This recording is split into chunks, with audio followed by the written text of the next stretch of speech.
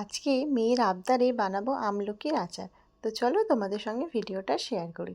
এখানে দেখো 1 কিলো মতন আমলকি নিয়ে নিয়েছি আর সেটাকে ভালো করে একটু ভাপিয়ে নিয়েছি জলে।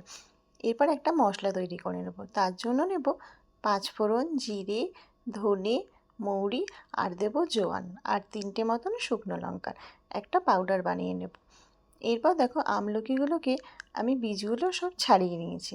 এরপর সামান্য একটু সর্ষের তেল নেব, তাতে দেব 5 ফোড়ন আর হিং।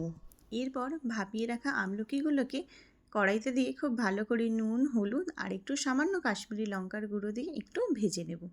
এতে কিন্তু কালারটা খুব ভালো আসে, এই জন্য আমি কাশ্মীরি লঙ্কার গুঁড়োটা ইউজ করেছি। এরপর দেখো ভাজা হয়ে গেলে দেব 500 মতন আখের গুড়।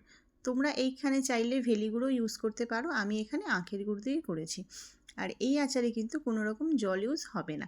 নাড়তে নাড়তে দেখো একদম যখন শুকিয়ে আসবে তখন আমরা সেই ভাজা মশলাটা দিয়ে দেবো। ব্যাস আমাদের কিন্তু আচার একদম রেডি। আর সিরিয়াসলি বলছি, আচারটা খেতে দারুণ হয়েছিল।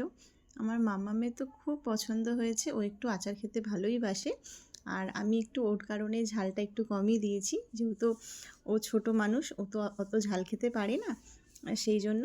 তো আমি সেমভাবেই কিন্তু জলপাইয়েরও আচার করেছি, সেম একই মশলা একই প্রসেস, তোমরা করতে পারো। এখন দেখো ওর রিয়াকশানটা আচার খেয়ে, দারুণ হয়েছে।